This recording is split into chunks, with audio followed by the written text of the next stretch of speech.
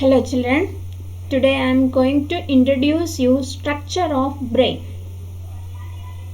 Our brain can be called by the name three parts: forebrain, midbrain and hindbrain. So there, that cerebrum, it is the largest part of our brain. It is called by the name cerebrum, and that it's a backside part, it is called by the name cerebellum. And here, so that joining part in between brain and spinal cord, that part is called by the name brainstem or medulla. See that this cerebrum, there we can see that a number of foldings are there. That means they are called by the name that grooves and folds are there. In the speciality of cerebrum, this is the largest part of our brain, and that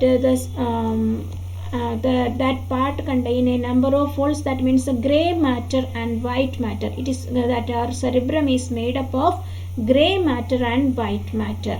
Our brain is protected by a hard outer covering. It is called by the name cranium. So then after cranium, meninges present. Then after that, gray matter and white matter present. The speciality of gray matter is that, so there, that cell body, otherwise we can say cytons present, and that inside part, inside that white matter, their axons are present. And here we can see that what is the function of that cerebrum. So it helps for our intelligence and our consciousness, our willpower, all are controlled by this our cerebrum, and also our feelings. Is it love, hatred, and that our memory power, all are related with our cerebrum. And it also responsible for our that sensory perception. That means sensory nerves bringing message to this cerebrum. So that sensory perception also under the control of cerebrum. Then what are the speciality of cerebellum? So the cerebellum, that means in that it is related with so that internal organs. So that means it is also helping, that cerebellum also help for that body balance. So we are able to walk with the help of this cerebellum. That means cerebellum related with our body balance. The speciality of that medulla, all the involuntary activities, the actions of our visceral organs are under the control of medulla. Here we can see that how that nerves are connected with our brain.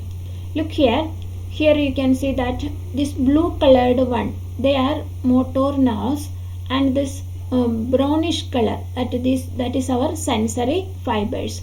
Here you see that olfactory, that means this is related with our nose, and optic, that is related with our eye, and this trochlear motor, that is superior oblique muscle, then abducens motor, external rectus muscle, and oculomotor motor, all eye muscles except those supplied this fourth and sixth, this all are here.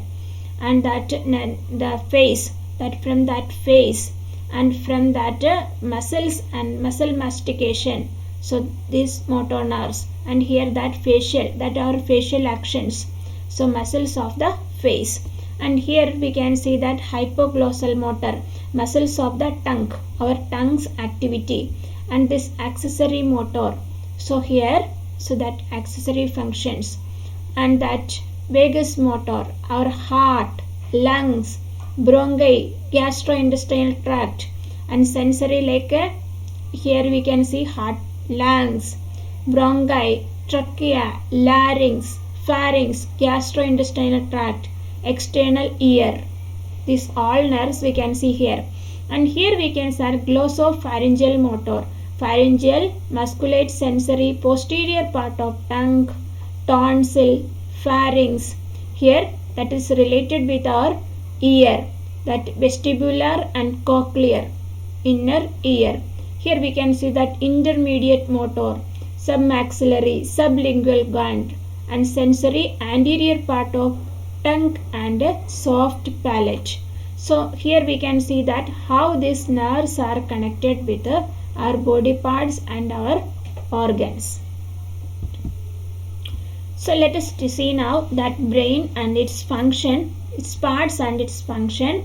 First of all, is that cerebrum. So then cerebrum, it is the largest part, thinking and our language, planning, emotions, memory. Then it is the important part of our brain. It is known as hypothalamus. It controls the automatic nervous system and some endocrine glands. Cerebellum controls and coordination of movement and our posture. Medulla oblongata, control of breathing movements, heart rate, action of smooth muscle in the gut.